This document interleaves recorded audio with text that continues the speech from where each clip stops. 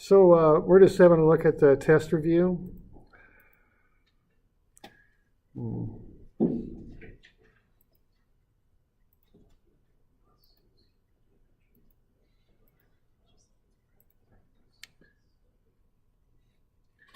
So with work, and the test review is available on Moodle for those of you online under the test downloads. Okay, so work energy, the stuff in parentheses is just kind of the triggers that would lead you to use this method. Use this method when you got force and distance. So this is probably the quickest way to solve directly for distance. Changes in height when you have springs. That's when I start thinking about work energy. I like to set up a table. The work is the force times the displacement. Work is caused by external applied forces. Friction is a very common one. There could be others. Plus means energy added to the system. Minus means energy removed. Okay, you also have power, which is the work divided by the time in which it takes to do the work, which would be energy over time. And efficiency, which is what you get out versus what you put in. Okay. Impulse, momentum, force, and time this time are the variables. Moment and time. Collisions are two or more objects interacting is when I start thinking about using momentum. So we have the linear momentum equation and the angular momentum equation. To get to the angular momentum equation, you add a moment arm to linear momentum. Okay, so that would be a distance perpendicular to the velocity. What that perpendicular distance does to the impulse is it changes it from force times time to moment times time. Keep in mind on the angular momentum equation, you've got the little lowercase m is mass, the uppercase m is moment. When you are analyzing two or more objects at once, the impulse goes to zero and momentum is conserved. Okay. You have the coefficient of restitution. E is 0 as a plastic impact. That means the objects stick together basically. E equals 1 is elastic, which means they move rapidly apart. Remember, momentum is a vector. You've got to consider the x and y components separately. It often seems with momentum you combine it with other methods. We combine it with work energy a lot, if you remember from some of the examples in homework. And we combined it with relative velocity too. Okay.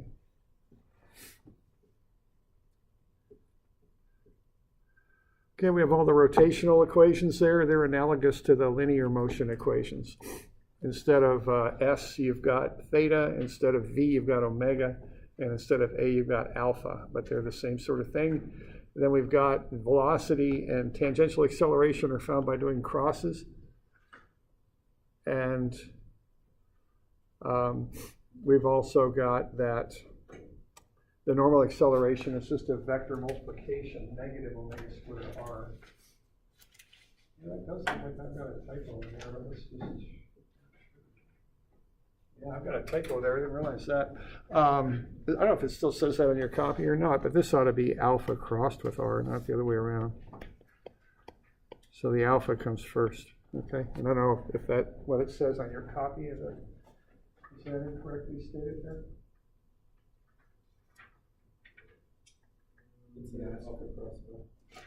Okay. Is it good? Okay, so I just got the error here. Okay, good go.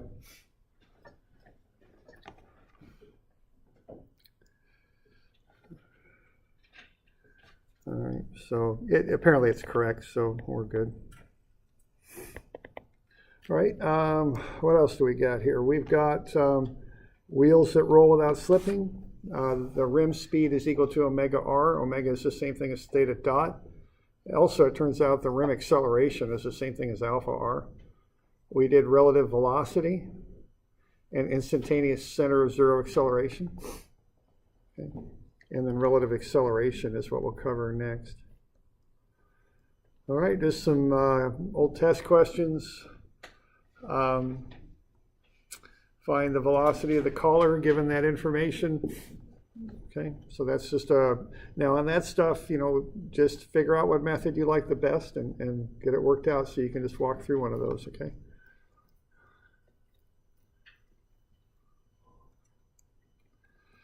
All right, then we've got a ramp with a spring device shooting the block up the ramp. So what method is that going to be if you're shooting a block up a ramp with a spring? Yeah, work energy, okay. So you want to immediately identify the method, then apply it. So that'll be using a table of some type. Okay. There we got two pool balls colliding. So what method is that if you got a collision? It's momentum, okay. And you got to treat it like a vector. You got to treat the x's separate from the y's, okay.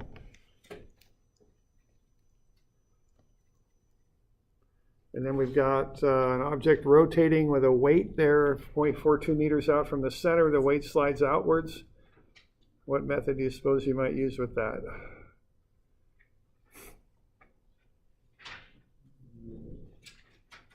Changing distance on the weight from the center? Yeah, angular momentum, because it's got that D embedded in there, right? So that would probably be the method to use with that. We can go over these next week sometime, if you like, okay. All right, so that's what's coming up on Friday. So, got any questions on that? Okay. And then remember, go over your homework, go over the old homework examples. Here's some other example problems, but go over everything, homework and in-class examples and all that. Okay. All right.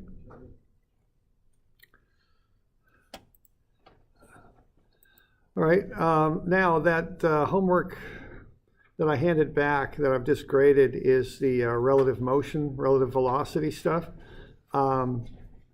Just a quick mention on that. Let's see.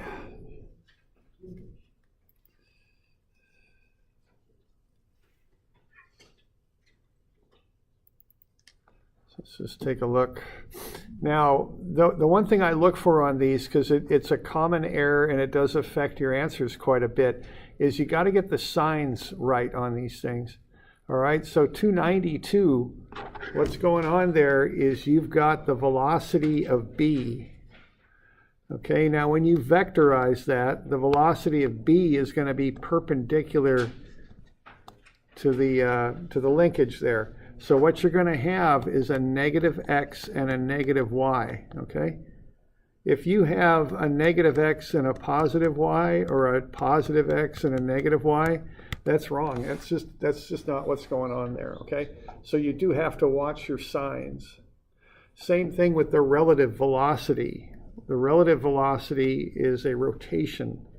What I'm seeing right there is a negative x and a positive y. Now you could also assume that if you wanted, in which case you'd have a positive x and a negative y. But again, you can't have a positive x and a positive y on that because that just isn't happening, okay? And I guess I'm getting a little bit mixed up here, but let's see.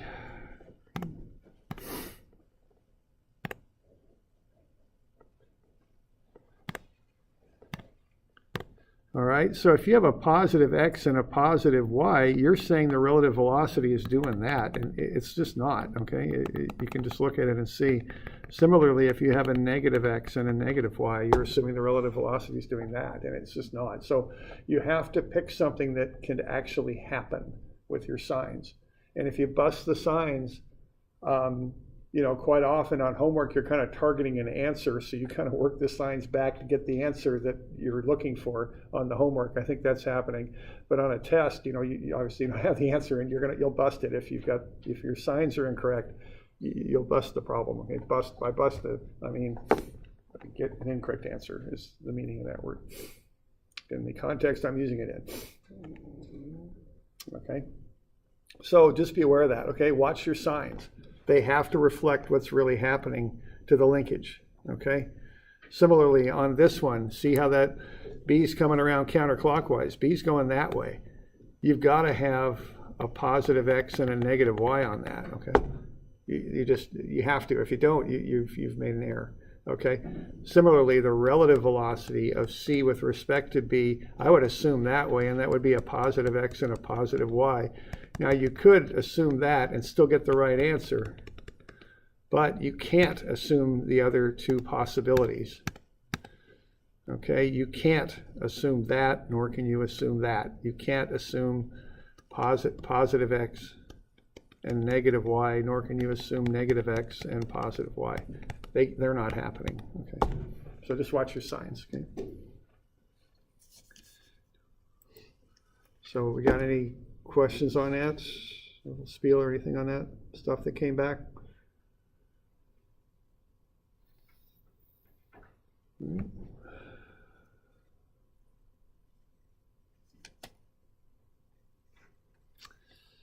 All right. Well, let's have a look then at the next thing here. And the next thing is relative acceleration, which is a lot like relative velocity, but it's got an extra little part to it here that we have to deal with. So let's have a look at that.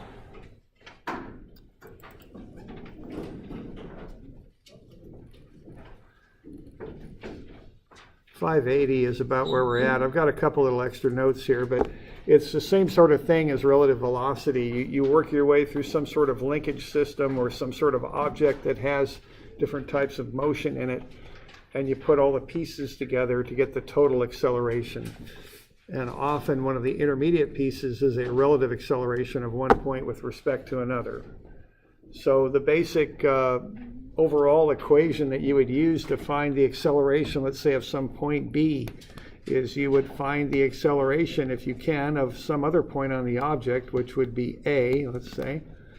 And let's say you want to find the acceleration of B. Well, what you would do is you would find what A is doing at this moment, whatever that happens to be. So let's say we got A sub A going off that way. We'd start with that. And then we'd look at the acceleration of B with respect to A. Now, what's happening if A and B are on the same object is what B is doing with respect to A is rotating.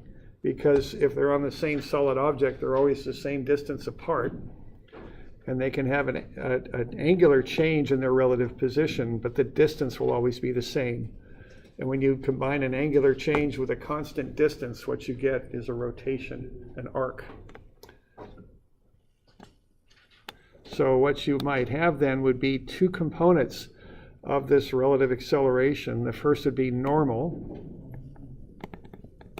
and the other would be tangential. Okay. And so what you're going to do to get the total acceleration of point B is start at your known, which in this case is A, and then to that add the normal and tangential components. Okay. So that's the basic idea of what we're going to do here. And we could start at simpler motion like a wheel and then work with more complex motion like a linkage system, just like we did with velocity. It's the same. It's very similar, with the one exception that you've got two components now of the relative acceleration, not just one, but two. All right. Now on page 580, I've got a note there that kind of draws an argument there that we used. And what we did here when we started with a wheel that rolls without slipping, was we showed that the velocity of a point on the rim, which I'm showing there in red, is equal to the velocity of the center of the wheel, which would be the velocity of the axle, which would be the velocity of the whole vehicle. All right? So if that car there, that the wheel that is attached to that wheel on the top is moving to the right, let's say at 30 miles an hour, the rim speed of the tire is also 30 miles per hour. And that's based on the fact that if that wheel rolls without slipping. Okay. So what's happening is the velocity of the rim of the wheel, if it doesn't slip on the road, drives the car at the same speed. They're equal. Okay. So the overall velocity of the vehicle, which I show there in blue, is equal to the rim speed of the tire. And we went through and proved that. Now we could do the exact same, or pretty much the same proof, and show that the acceleration of the vehicle as a whole, which would be the acceleration of the axle, the middle of the wheel, is equal to the rim acceleration of the wheel too. what holds for velocity would also hold for acceleration. Now the thing is, we got a little fancier word for rim acceleration. It's tangential acceleration is what we call it. So if you look at the tangential acceleration of a wheel that rolls without slipping, it equals the acceleration of the vehicle that the wheel is attached to. Okay. They're equal. Just like it's the same argument you could use for velocity. Okay. All right. So that's on 580. I've got that statement written out there on 580. All right.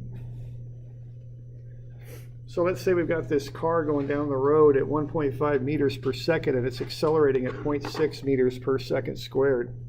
Let's find the total acceleration of point A up there at 70 degrees with the horizontal on the wheel. The wheel has a radius of 0.3 meters. Okay, so what, about a 10-inch radius wheel? Not a very big wheel, I guess. I guess so. Or actually, no, it's more like a, what is it, 11-inch wheel? 11. Okay. Well, anyway, whatever it is, let's have a look here. So what we're going to do here is we know the acceleration of the car. It's 0.6. Okay, we're going to apply that to point C. Point C is the axle. It's not rotating. It doesn't have anything fancy going on there. So it's going to accelerate at 0.6. Now, as the wheel rotates, it's going to come around clockwise, it looks like. There'll be a tangential acceleration of A with respect to C. And there'll be a normal acceleration of A with respect to C. So what we're going to do is just add all that stuff up, see? And that sum of those three things will get us the total acceleration of point A.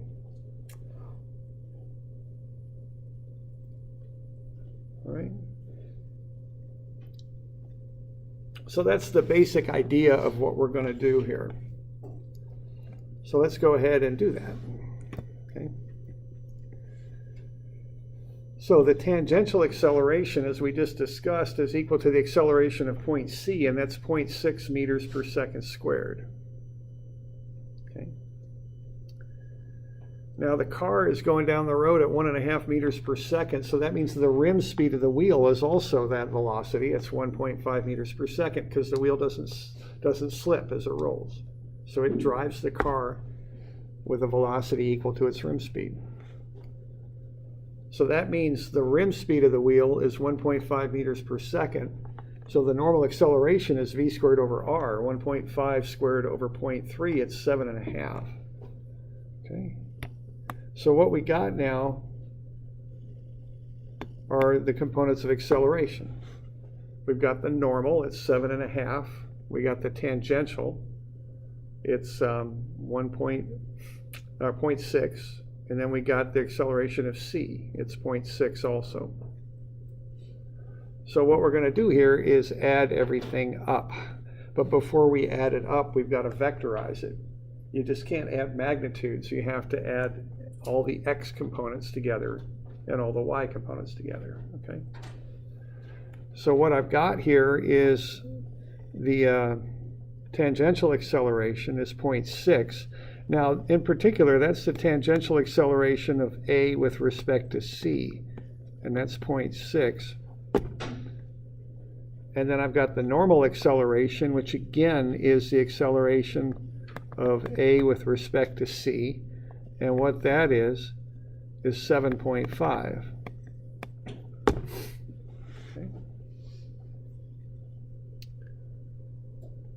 Now I want to figure out the angular stuff. The normal acceleration is going from A to C. That's at a 70-degree angle. We're given that angle, basically.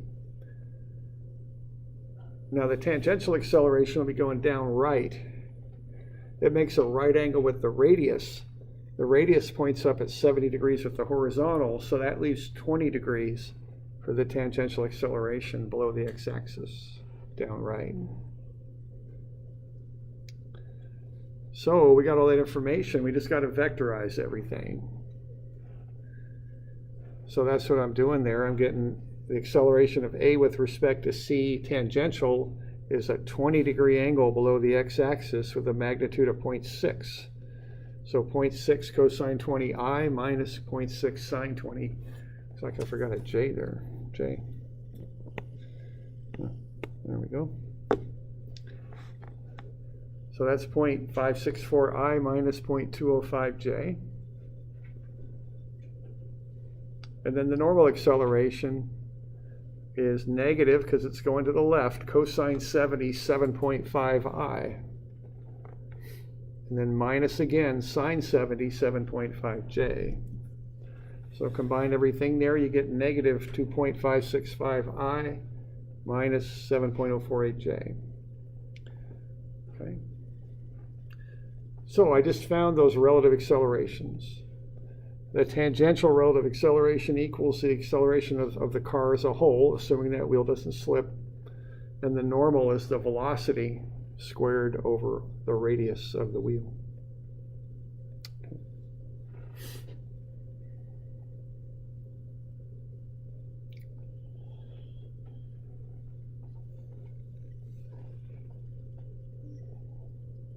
We're doing all right with that?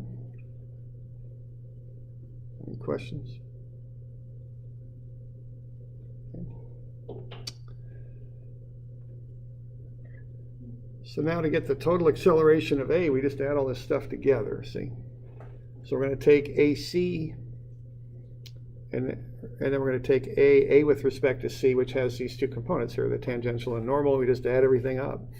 Add all the I's together and add all the J's together, and that's what it is, okay? So it looks like I got all color-coded here. So A sub A is A sub C plus A sub A with respect to C. A sub C is 0.6I plus 0J. A sub A with respect to C, we've got the tangential acceleration, 0.564I minus 0.205J. And the normal acceleration, negative 2.565I minus 7.48J. So then I just collect terms is basically what I'm doing there. So I got all the I's. And then I got all the J's. Okay. And that's basically it. Okay. And I just add up all the I's, add up all the J's, and that'll get me the answer I want. Okay. So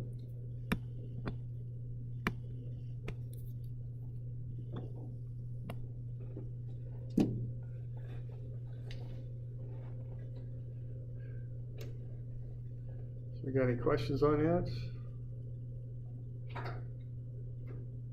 Did you have to use the radius at any point?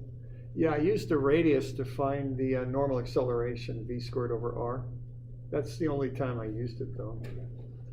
It kind of, if you really use it to find the other stuff, it kind of comes out in the wash, so to speak, like the tangential acceleration. Okay.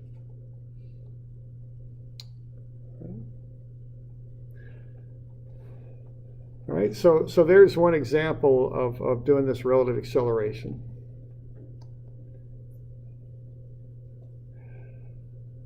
All right, now let's apply it to a little bit more complex situation. Let's look at a linkage system, and let's go back and use that linkage system that we used before.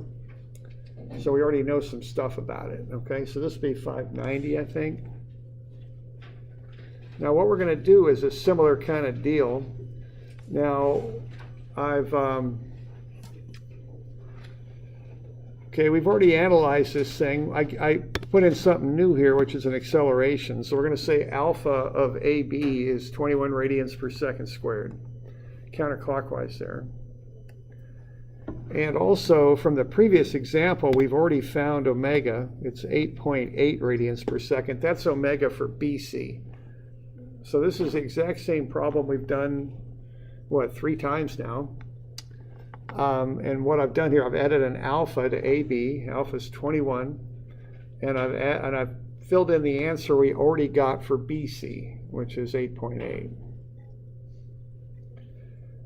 Okay, so if we want to find what's going on with C here, and we're given this information, we're going to have to walk our way, just like before, from A to B. And once we get to B, then we go from B to C. Now, the one thing about this is these relative accelerations have two components, normal and tangential, so we have to account for that. So just like before, you can do this two ways. You can do it vector style or you can do it geometrically.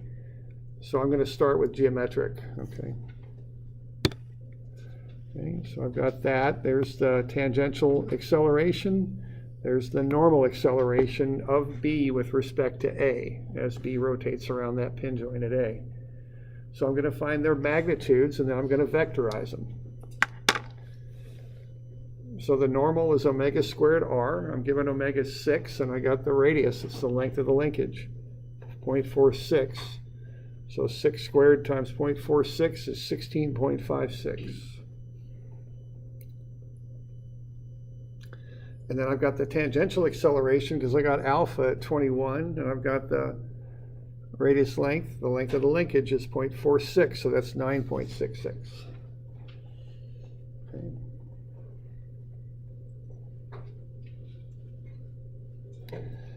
Once I've got those two magnitudes, if I'm doing this geometrically, the next thing I do is just vectorize them. So that normal is going up left at 34 degrees.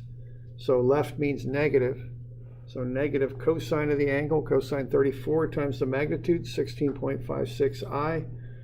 And then up means positive, so plus sine 34, 16.56 J.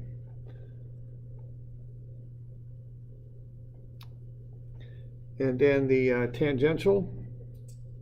Okay, what's going on there is I've got a flat horizontal line. That's 180 degrees. I've got a 90-degree angle right there, so take away that and I get 90. Then take the 90 and take away the 34 from the linkage, and that leaves you with 56.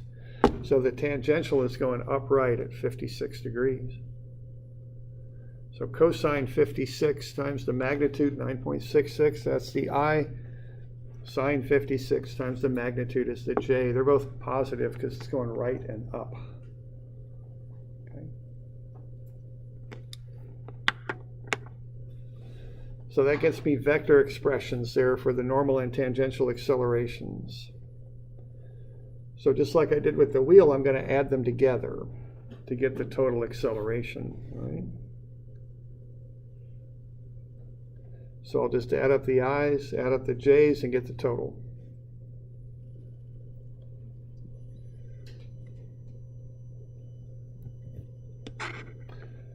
And I just show that down below. It's in typewritten script, adding everything up.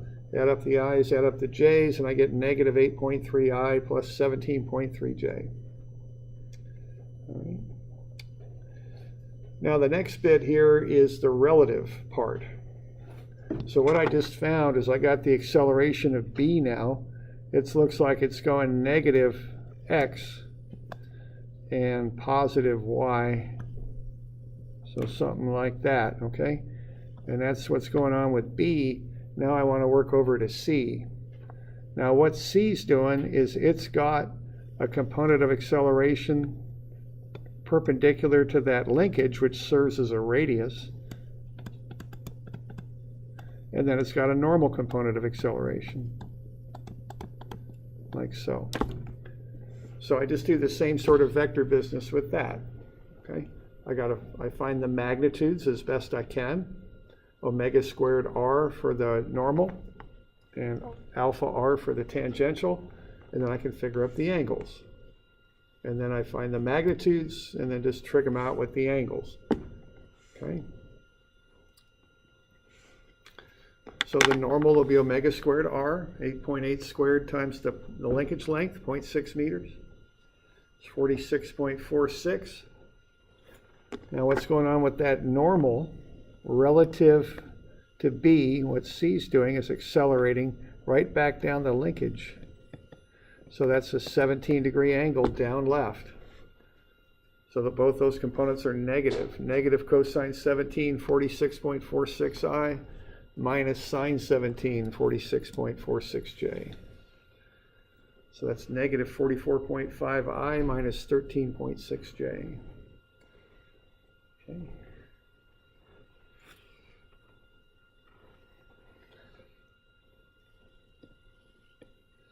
Okay.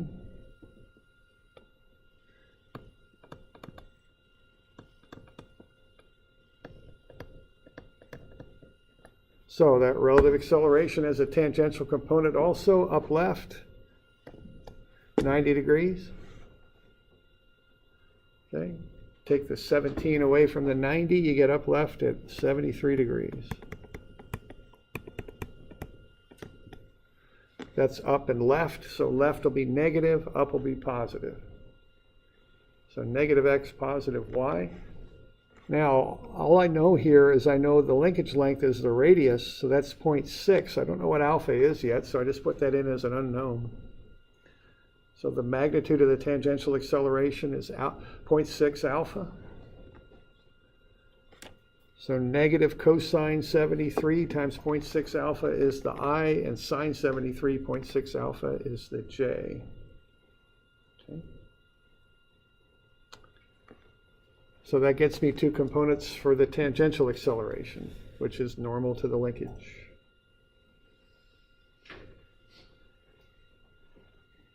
Okay. So there are the two components of the relative acceleration of c with respect to b. So find the magnitudes first, then figure out what the angles are, and do the trig to get them broken up into x's and y's. Pay attention to your signs. Okay.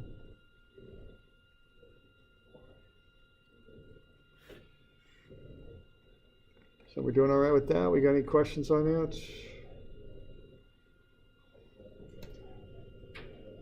We just lump it all together in a big equation after that, in the relative acceleration equation, okay? So AC is AB plus AC with respect to B. And I just put everything in there. I just wrote it out for you there. So I got AC is 0 plus ACJ, because C moves on that vertical rod. It's only got a J component, no I component. And then I've got AB,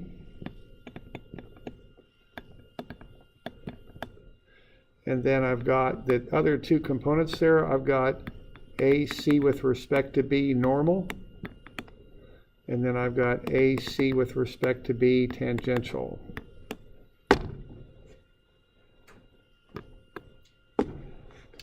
Okay. So what I'm going to do then is I'm going to pull out the i's first. Now I want to get the i's first because there's no AC component in there. So what I can do, I can solve for alpha by using the i's. So I'll pull out the I components. 0 is equal to negative 8.3 minus 44.5 minus 0.175 alpha. Solve for alpha, it's a negative 302. Okay. No problem there with a negative. What I do is I just take the negative and I plug it into the J equation as a negative. Okay. And what I'm going to get there is AC is 17.3 minus 13.6 plus 0.574 times negative 302. And what's happening there is AC equals 169 down. Okay.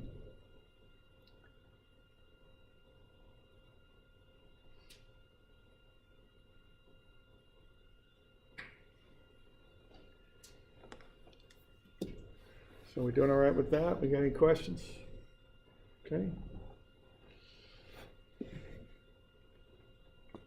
All right with that? So that's how you do that geometrically. But I assure you the vector approach is twice as much fun, so let's have a look at that, okay? All right, so you can do it either way. It doesn't really matter to me, okay? You can do it vector style if you want. Okay, now if you're going to do it vector style, what you need to do is to find the position vectors. So this first one I'm finding is A to B, like that. Okay.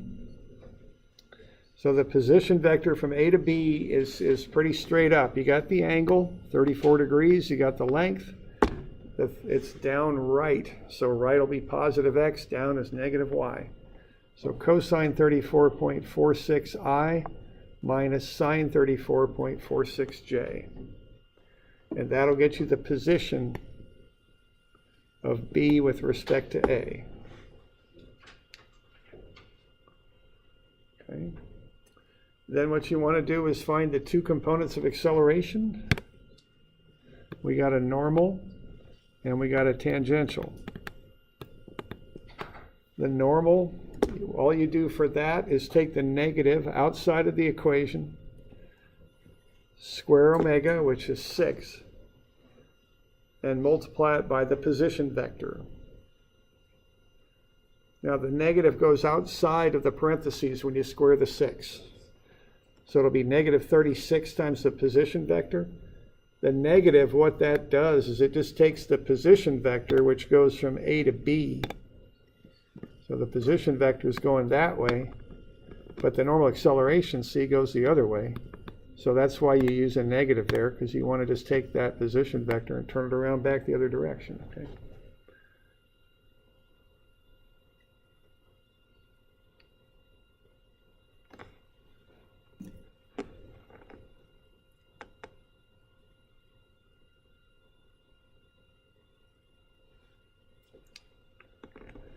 All right, now the tangential acceleration, what you got going on there, to find that, is you do a cross. Alpha first, position vector next. It's a counterclockwise 21. So it's coming in like that. So these rotational vectors are k vectors. Counterclockwise is a positive 21. So 0, 0, 21, cross it with the position vector. And like I've said a few times here, you've got the formula right on your back of your formula sheet.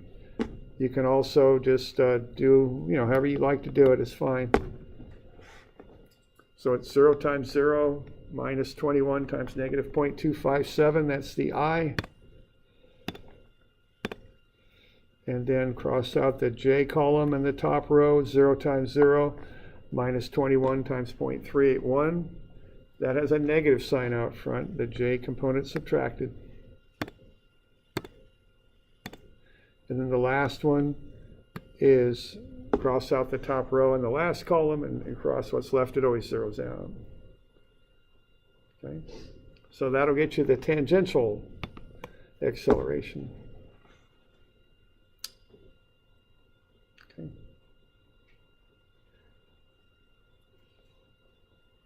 So to get the acceleration of B, you add those two things together.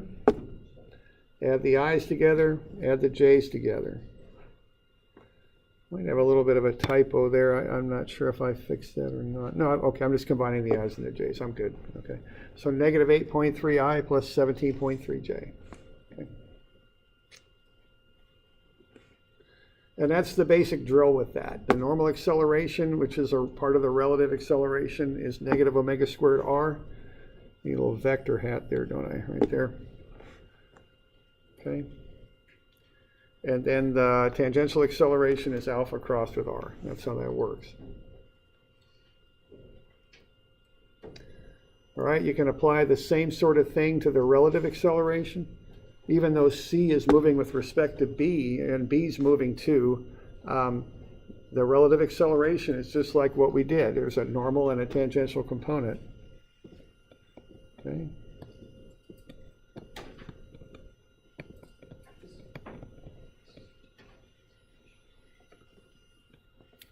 So you just do negative omega squared r there. So negative omega squared r is the normal, and alpha crossed with r is the tangential. Okay. So you find the position vector first. For the position vector, you just track the line from B to C, 17 degrees and 0.6 length. Cosine 17.6i plus sine 17.6j. They're both positive because it's upright. take the negative of omega squared times the position vector. You get negative 44.5I minus 13.6J. That's one part of the relative acceleration. The other part is a cross.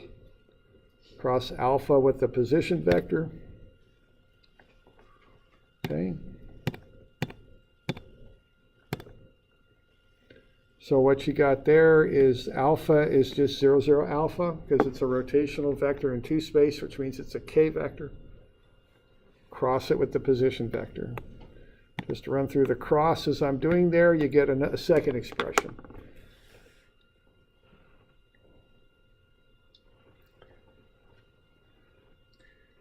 All right, so that's how that works. You could do it either way. Now, what you're ending up with here again is you've got an expression for AB, you've got 2 expressions for AC with respect to B. You can then put all that stuff into the relative acceleration equation that we were working with just about 10 minutes ago. Same stuff now. We've just generated those vectors using a different method. That's the only difference now. So we got AC is AB plus AC with respect to B, and we just do the exact same thing as we did before. We have our big equation here. We collect the i's first. Use that and solve for alpha. And then after we've done that, we get the j's. And use that to solve for a sub c. All right.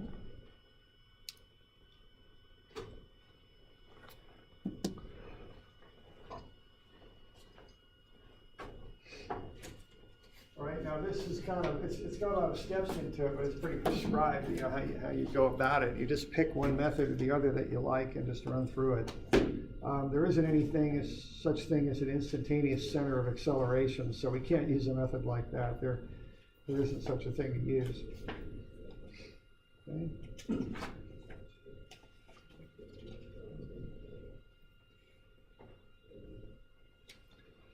All right, so how about doing a couple of these, 311 and 312. These are a little involved, so I'd suggest having maybe keep these sets of notes next to you when you go through them if you want to kind of check as you go through. So these will be due, when are these due? We'll make these due Wednesday.